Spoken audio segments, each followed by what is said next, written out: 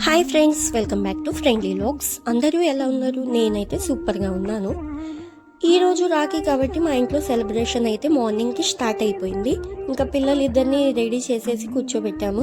హెమేరాతో ఆయుష్కి రాఖీ కట్టడం ఇది ఒక పెద్ద టాస్క్ అయితే చెప్పాలి.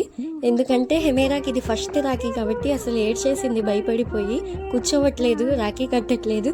అయినా బలవంతంగా అయితే కట్టించేసాము.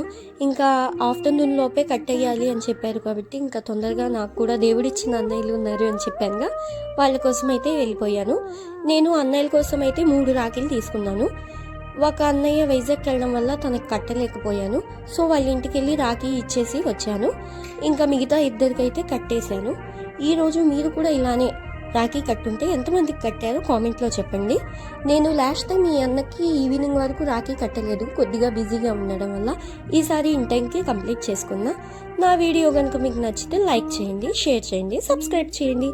Thank you friends.